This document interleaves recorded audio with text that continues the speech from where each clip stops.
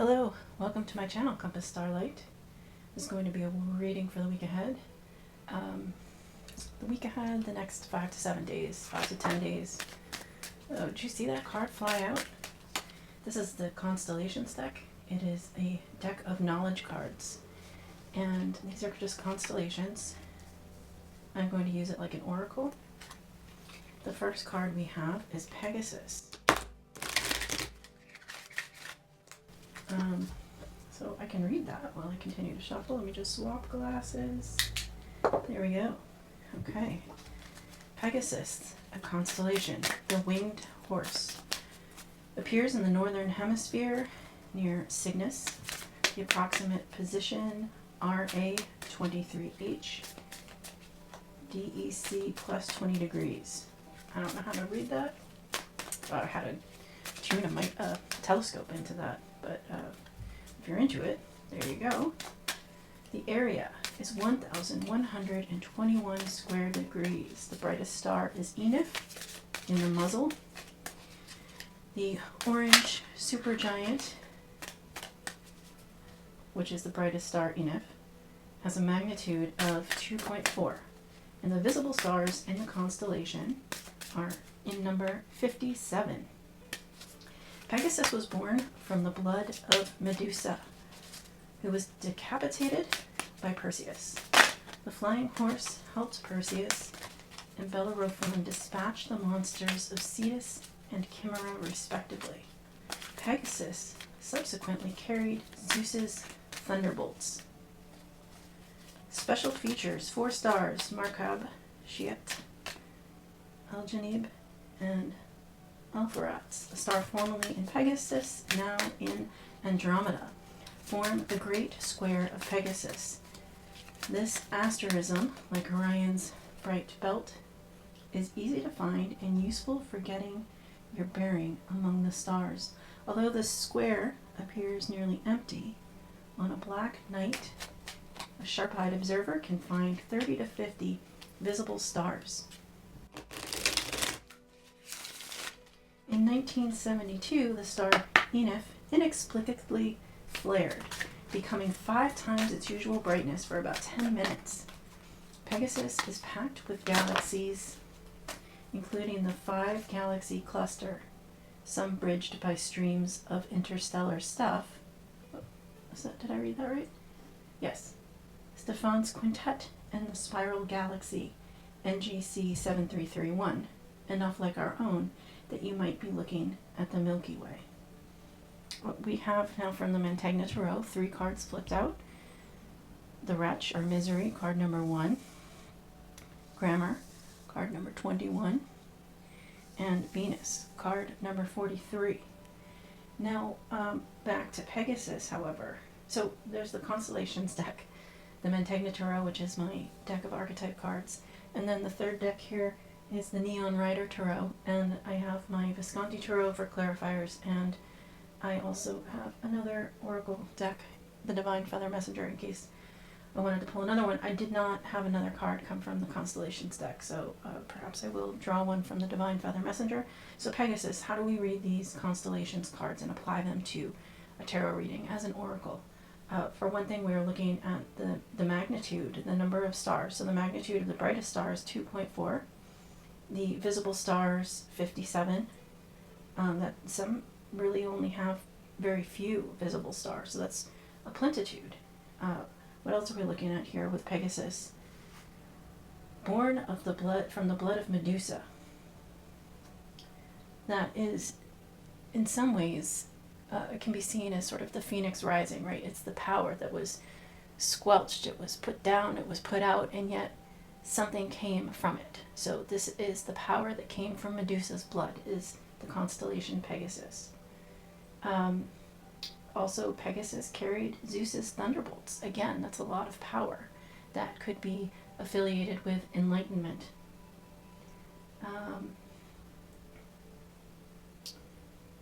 So it says on a black night, on a black night, a sharp-eyed observer can find 30 to 50 visible stars. And the brightest star is in the muzzle. That could be pointing towards the notion that one needs to use their voice and to speak their opinion, speak their viewpoints, stand up for oneself. So that's how I'm using these constellation cards as oracle cards. For misery here from the Mantegna Tarot, this is the archetype for dignity, remain dignified even in adversity. That is to say, we have the protagonist here in the nude, vulnerable. And yet, when we are feeling vulnerable, we don't have to lash out at others. We don't have to react. We can respond with modesty. Just because we feel exposed or something has been exposed to us or a part of us has been exposed. You see there are walls behind this protagonist that are falling apart or coming down. This is to open yourself up a bit more to vulnerability, to be, can't speak, to be vulnerable. And we have two dogs here. The dog, Fido, fidelity. This is to be true to yourself. And also we have the protagonist leaning on a stick, a crutch. These other cards flipped, and to be honest, I do believe that I have the deck upside down, so I tend to not read cards in reverse. So that's how we have those. The next card from the Mantegna Tarot is Grammar, card number 21. Memory. Writings remain like an indelible memory. Now this is to say that we should watch our words, watch what we say, because they can have a way of coming back to haunt us, our thoughts, our words. But we are being called to express ourselves nonetheless. With the wretch here, misery, it almost seems like his words have come back to bite him. And when that happens, because it does happen in life, we are meant to face our truths, face our actions. We have to take responsibility for our thoughts, feelings, expressions, our words, and our behaviors, and hold ourselves accountable. And do we still lean on those concepts, on those ideas, or is it in this reflection, this moment of reflection, a time to reassess our values, and maybe we no longer think those same opinions, or we disagree with the words that we had previously spoken. There's always room for change. I do see this in the Eight of Swords here. This is a card of being tied up and bound by your own thoughts, imprisoned by your own thoughts. The protagonist in this card feels imprisoned and tied up and bound, and yet she could take a step forward without running into an obstacle, but because she is blindfolded, she cannot see that clearly. Any step in any direction, she could even reach behind her and cut herself free from these binds, free her hands, and remove her blindfold. These are self-imposed constraints. These are our own thoughts. This is the way our mind works when we overthink things, and we allow ourselves to hold ourselves back. It is not a very healthy way to exist, and a better way to exist is to be more settled in the mind and to stand behind our convictions, and that we don't have these thoughts running around our heads of what if, what could I have done differently. And so as we have memory here, it is suggesting that we are putting too much attention on memories of the past, and that is leaving us feeling a bit tied up. And what we need to do is we need to turn around, refocus, and live a little bit more in the present moment, even if it makes us vulnerable. The next card from the Mantegna Tarot is Venus, card number 43, and that is it's the archetype for sensuality. Use sex without being a slave to it. This is, I believe, to say or suggest that we not be manipulative or utilize our sex or gender with an agenda, if that makes sense. If you want something from someone, try not to use sexuality as a means to achieve it or to gain whatever it is. Like you, for example, you can't make someone fall in love with you by engaging in sexual acts. It's a fact. The person is either in love with you or not, and the sexual act is a sharing component of that relationship. But the sexual act will not sway or dissuade their feelings otherwise regarding the relationship they have with you. In general, yes, I do see this card as being one to suggest that we not be manipulative in our actions, because we could use our sensuality to entrance someone, to seduce someone, right, in order to do our bidding. And this is asking us not to take on that behavior. One thing that's really interesting about this card is that there are 3 birds in the sky, and the characters are playing in the water, the river running through the land here. So there seems to be a healthy balance between thought, emotion, and the grounded nature of the earthly plane. What's missing is the element of fire.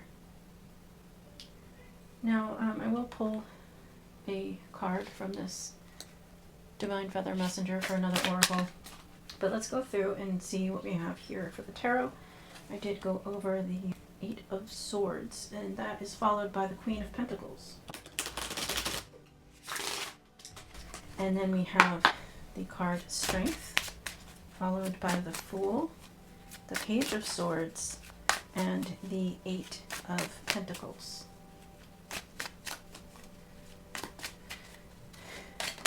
The Queen of Pentacles and Strength suggest that if we can get out of our heads, we can have this sense of stability. We can trust that we know what we're doing. Queen of Pentacles, I do believe, is known for a healthy cultivation. She knows what she's doing. She has a firm understanding of the earthly plane and how to engage with it so that it yields that which she desires. This is a healthy way of having the material world yield unto you, as opposed to using sexuality or sensuality to have things brought to you, served to you. So the Queen of Pentacles actually has a very healthy and earth-based understanding of how things work, and she trusts in that understanding, and by trusting, she actually is able to manifest and gain the material things from the material world based on her understanding of how it works. She does not need to be manipulative in order to reap the harvest. She is experienced, and she trusts her experience and her wisdom.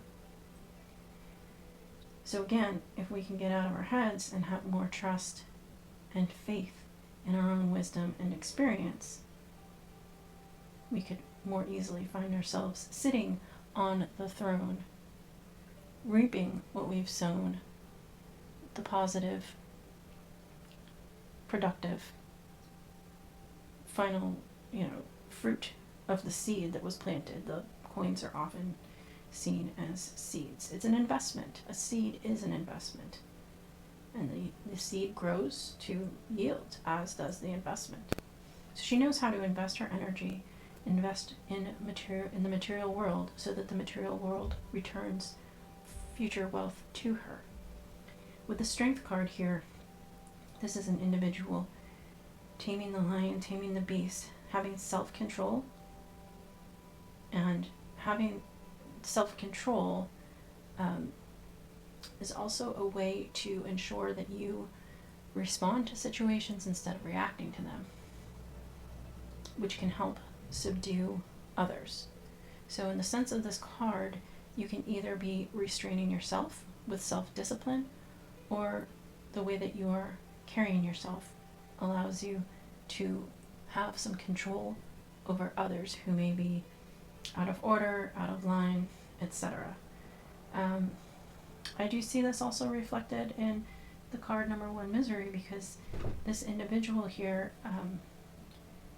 he could express himself, express misery, discontent, but we are, as the wretch, we are asked to be humble. We are asked to have some compassion for ourselves when we find ourselves in this kind of situation, to remain dignified, right? So with the Strength card, this is the power and control to be disciplined as well as dignified. Moving forward, we have the Fool and the Page of Swords and the 8 of Pentacles. So the Fool is someone who is ready to take off on a new endeavor, a new beginning. And with this oracle card from the Divine Feather Messenger, we have Heron, let go of convention and follow your own unique path. That is what the Fool is doing. He does understand that there is risk involved in the path ahead. However, he has considered the risks. He's taken all things into account, and he's willing to follow his own unique path. Let me read the Heron here from the book. There are several variations of Heron, all of which are waders. The connection to the shallow waters implies the strong influence of the water element, reflection, and the realm of emotions. Herons are often observed walking their own solitary path, symbolizing the attributes of self-reliance and self-support. Their enormous wingspan and powerful flight captures attention and highlights their beautiful and unique presence in the world. Herons embody the quality of patience and are said to represent the resolution of conflicts between other birds.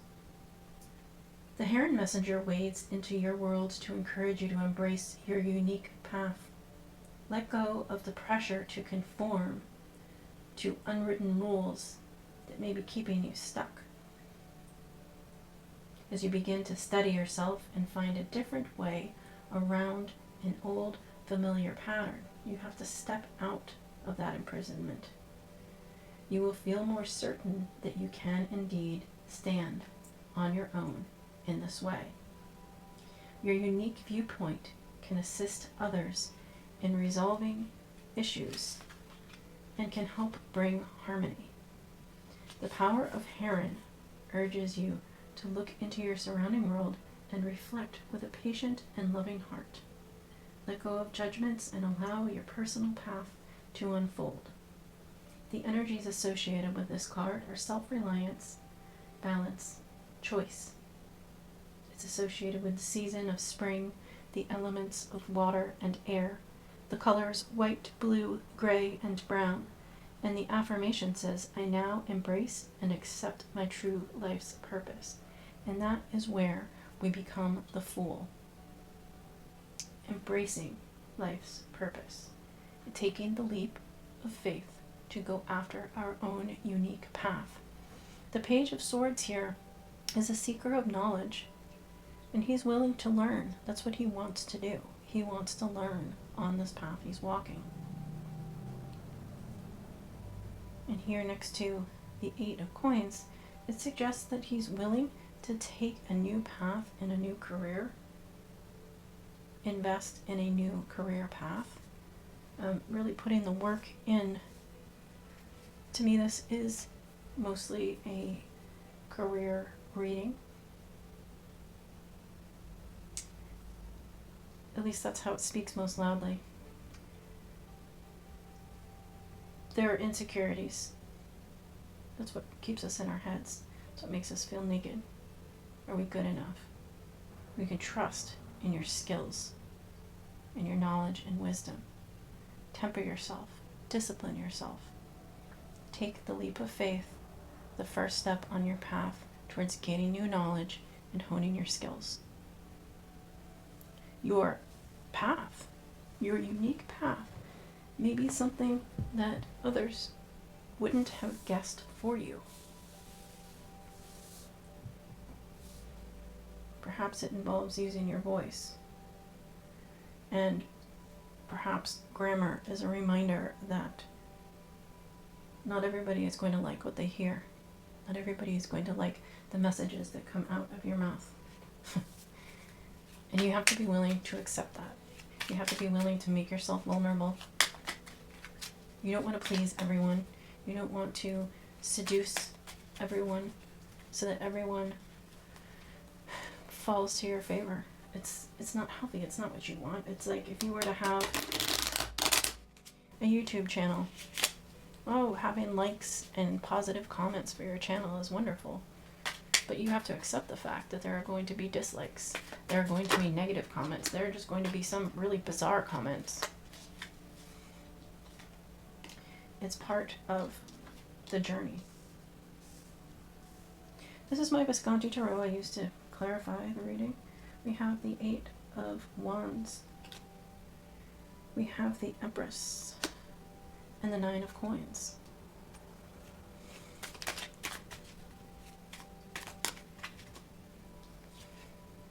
The Knight of Wands and the Three of Cups.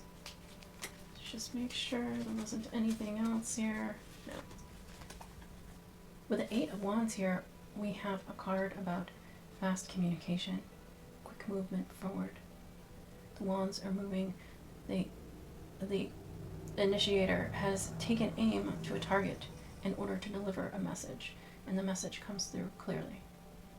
We have the Empress. The Empress is the culmination of all the queens. We have the Nine of Coins. The Nine of Coins is a lot of growth in a sense of stability. In other words, we are achieving and building upon the sense of stability in our lives. And the Knight of Wands is, he's a young man riding his horse with enthusiasm. He's eager to get to where he's going. He's determined. He's prepared for what comes next. The Knight of Wands can also be seen as someone who comes in and out of your life, but in this reading, in regards to sort of the career setting or the making of your own stability in your life, you have some communication coming in that will increase your standing from the Queen of Pentacles to the Empress. Someone who knows what they're doing, is aware of the choices that they're making. They are calculated choices. This person is in control of themselves, building the empire here with the coins, the material element from the earthly plane, building a sense of security and stability, building wealth. This could be wealth in resources. It could be wealth literally in finances. You move forward as the Knight of Wands with an eagerness and the celebration, the joining of forces here. This Three of Cups. It can be seen as three parties coming together in an emotional celebration, a celebration of something, or a coming together to celebrate something that will bring emotional satisfaction and harmony. Celebration of a job well done, perhaps, or a celebration of an achievement. I see here the achievement being the progression. Getting out of your head, being humble, being dignified, resisting the urge to be manipulative, and to trust in your skills, to continue building your skills, to take the leap of faith into something new, a new investment in the earthly plane. As much as I see this reading as a work-related reading, this investment in the earthly plane could equally be the investment of a new home, for example. It is something that exists on the earthly plane, and it is an earthly investment. If that were the case, you would learn more as you go into the process of buying a home, and thereupon getting the communication that says, now they've accepted your offer, for example, you can take the next step, upgrade from the Queen of Pentacles to the Empress, feeling like you are the ruler of your domain, and though it is a monetary investment to own the home, it will give you that much greater sense of stability, and you can go forward with enthusiasm and celebrate this step, this achievement on the path you are walking.